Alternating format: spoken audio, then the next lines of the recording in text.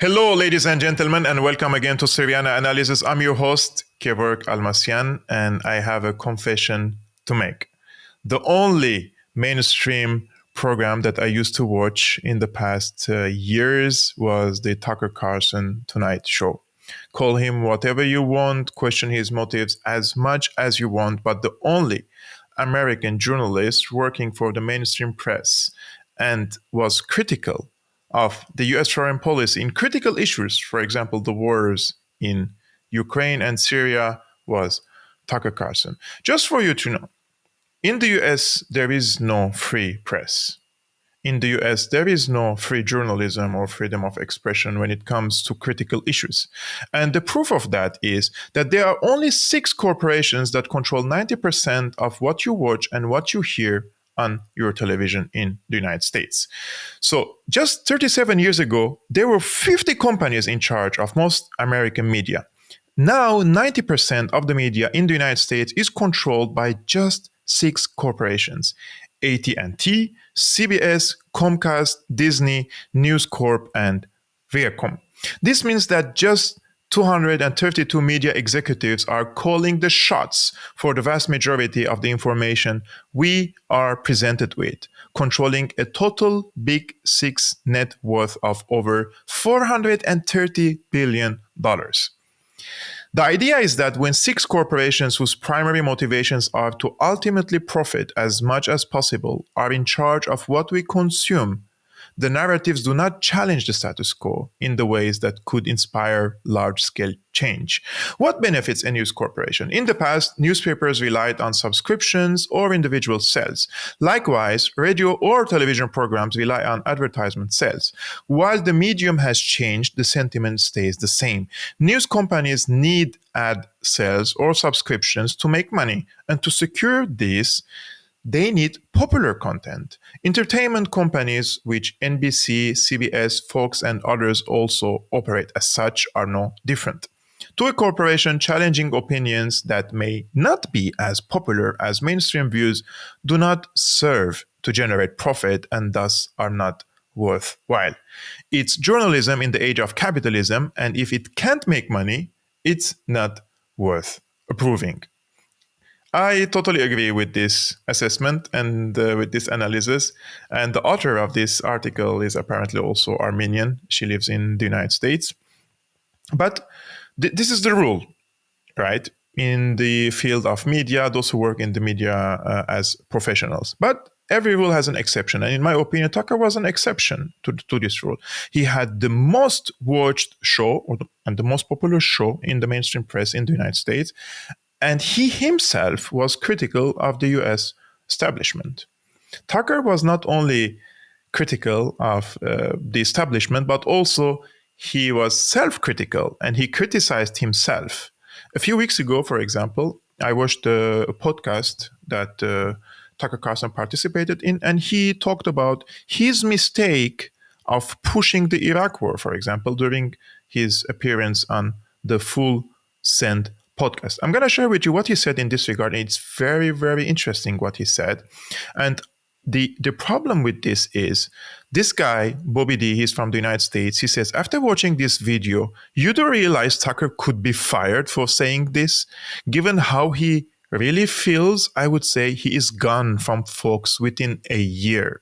Seriously, if his heart is saying this, how can he stay in legacy media? This was on the 14th of March, 2023. So it was almost 6 weeks ago. Take a look what he said here. It's very interesting. Like, I've spent my whole life in the media. My dad was in the media. Like, that is a big part of the revelation that's changed my life, is the media are part of the control apparatus. Like, there's no, yeah, I know. Because you're younger and smarter and you're like, yeah. But what if you're me and you spent your whole life in that world, and to look around and all of a sudden you're like, oh, wow. Not only are they part of the problem, but I spent most of my life being part of the problem, defending the Iraq war. Like, I actually did that. Can you imagine if you did that? Well, what do you think? What is one of your biggest regrets in your career? Oh, defending the Iraq war. That is it? Well, I've had a million regrets, not being more skeptical, calling people names when I should have listened to what they were saying. Look, when someone makes a claim, there's only one question that's important at the very beginning, which is the claim true or not? Mm. So I say, you committed murder or you rigged the last election. Before you attack me as a crazy person for saying that, maybe you should explain whether you did it or not. You know what I mean? Yeah. And for too long, I participated in the culture where I was like, anyone who thinks outside these pre-prescribed lanes is crazy, is a conspiracy theorist. And I just really regret that. I'm ashamed that I did that. And partly it was age, partly it was the world that I grew up in. So when you look at me and you're like, yeah, of course they're part of the means of control, I'm like, that's obvious to you because you're 28, but I just didn't see it at all. And I'm ashamed of that. Isn't that what the media tries to do, though? It's their only purpose. Right. They're not here to inform you, really. Even on the big things that really matter, like the economy and war and COVID and like things that really matter that will affect you. No, their job is not to inform you. They are working for the small group of people who actually run the world. They're their servants. They're their Praetorian Guard. And we should treat them with maximum contempt because they have earned it. The role of the media is not to inform you, but to tell you how to think about critical issues, and especially when it comes to wars, when it comes to pandemics, when it comes to economic crisis, when it comes to any policy that serves the tiny elite and this criminal cabal in the United States. This is the true purpose of the media, is mind control. And the people are, up until this moment, they really suffer and they are finding a hard time to understand this basic truth. Journalists' job is to be critical of the mainstream narratives. The journalist's job is to be critical of the government and their policies. The journalist's job is to find holes in any policy that the government pursues, and not parrots.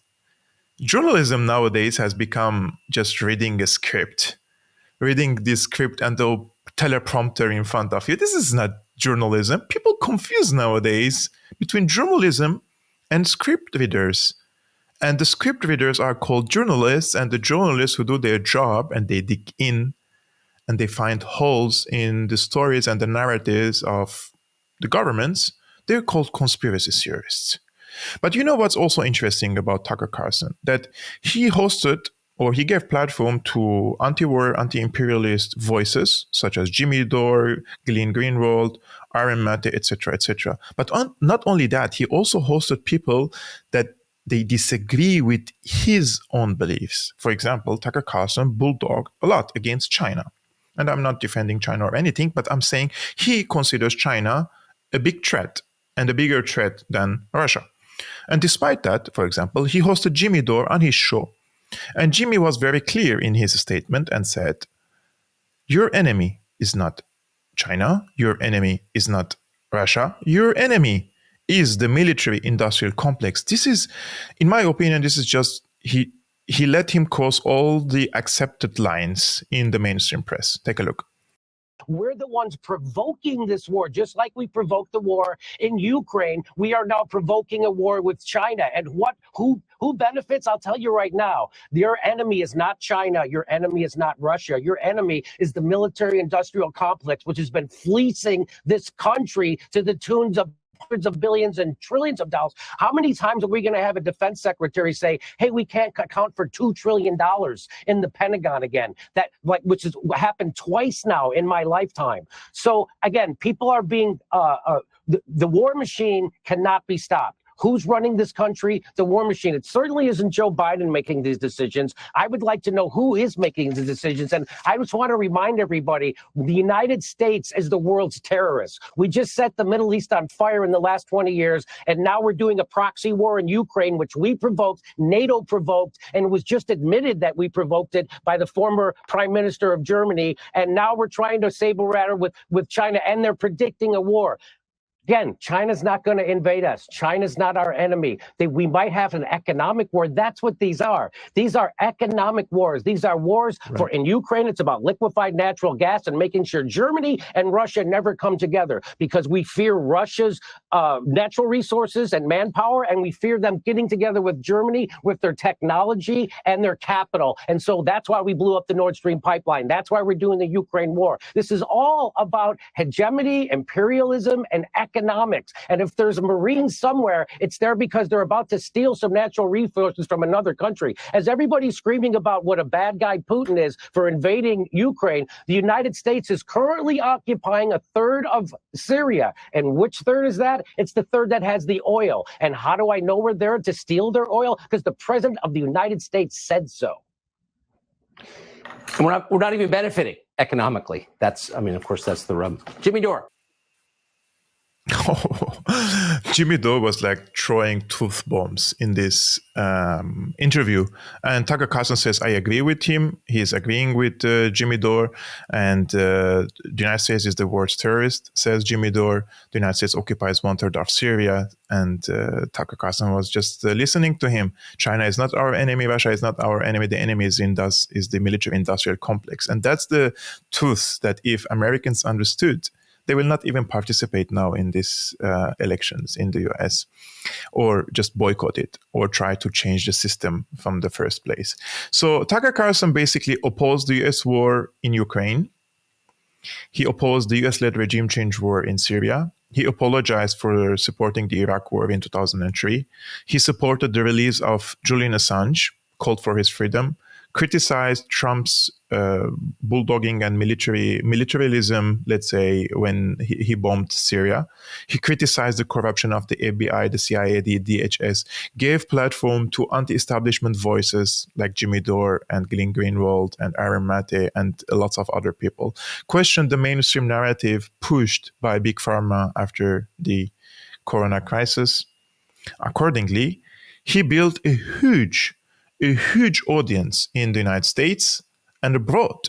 Some people do not know that Tucker Carlson is very famous even abroad, and there are platforms that translate his videos into Arabic and put subtitles on it. And there is an argument that says Tucker became bigger than Fox News itself, and therefore he doesn't follow the editorial guidelines and the policies of the Fox News. So they had to get rid of him because he is now bigger than Fox News, despite the revenues that he brings to the channel. He has become too big and too dangerous for the mainstream narratives, especially when it comes now to Ukraine, which is an existential war, by the way, for the US empire. And after the big pharma pushed narratives to generate billions and billions and billions of dollars from the pockets of the people. So he has been fired. He has been fired. And do you know who was just talking about how Tucker Carlson is dangerous? Just 2 days ago, it was AOC, the self-proclaimed socialist congresswoman. And Glenn Greenwald shared this, and he said, don't forget, yesterday AOC went on the show of Biden's ex-White House press secretary and demanded the government ban Tucker Carlson from being allowed on TV. Democrats like AOC are utter authoritarians who crave state censorship. Independent platforms are immune from that. And my comment was like, hey, Siri, define fascism. Watch. This person really claims that she is an anti-fascist. Look. Federal regulation in terms of what's allowed on air and what isn't. And when you look at what Tucker Carlson and some of these other folks on Fox do, it is very, very clearly incitement of violence. Very clearly incitement of violence. And that is the line that I think we have to be willing to contend with. She doesn't even have one. She doesn't even give one example. What Tucker Carlson did to incite, or to incite against who?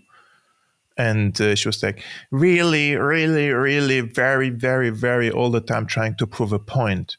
These people are the puppets of the establishment. And I'm not saying Tucker is a saint, right? But Tucker doesn't call banning AOC from appearing on TV. The people who are calling for banning voices, canceling, and all these authoritarian measures against independent journalists, independent press, anyone who challenges the mainstream narratives, are coming from the so-called left. Let's be honest. The right now, it's like upside down word. The right is not calling for deplatforming these people. It's the left who is calling for to deplatform these people. It's only coming from the left. It's so crazy. The world turned upside down. I myself, my entire life, I was a left-wing person. That means I always questioned the mainstream narratives, and I challenged the powerful people, and I challenged their interests when it comes to politics, when it comes to investment, and lots of aspects that they are benefiting on the expense of the poor and the middle class, right? I was that person. But now, Tucker Carlson is more left-wing person than the so-called left like AOC, because Tucker is challenging the establishment, is challenging powerful people, is challenging mainstream narratives, is doing journalism. This is what left-wing journalists do. On the other hand, those who are calling for his cancellation, they call themselves left-wing, but they are authoritarians. They're fascists. Those are the people who are fascists, those who call for cancellation of their opponents. And it seems to me, it is very clear to me that the United States is heading toward a very, very, very hard times. When you see that the establishment is freaking and they're trying to cancel people, you know that this establishment is losing its grip over its own people and over the narrative. And that's why censorship comes, deplatforming, and even now trying to send people to jail for revealing facts about war, such as Julian Assange. And there is now, I think, Black Socialist Party in the United States is accused, or some of their members are accused of being Russian collaborators or something. So you know that they're freaking out when such measures are in place by the establishment. So what's next for Tucker Carlson, in your opinion? Is he going to work for another mainstream press? I doubt. I hope not. I really hope not. Do you think he will create his own show on social media? But is it going to happen on YouTube? I doubt that too. Is he going to Rumble? Because YouTube will definitely suppress his show. Is he going to Rumble? Maybe. He can generate lots of money. He has a huge audience. His shows are watched by 1 million people every time he posts something on YouTube. Or maybe he's going to pursue political life. Some people are even saying that he may participate in the elections. I don't know. I doubt that, but I'm just asking questions. So what do you think? Is he going to continue working for another mainstream press? Is he going to do his own show online on YouTube, Rumble, etc.? Or is going to engage in political life? Let me know your opinions in the comment below. Guys, this is going to be the last video this week. I'm going to a short vacation tomorrow, so I will come back next Monday back to my office, and I will start posting again next Tuesday. I just apologize for that. And till then, thank you very much for watching. Please subscribe, hit the like button, share this video with your friends, and if you want to support my independent journalistic work and support independent journalism, please become a patron. Link in the description below, and see you next time.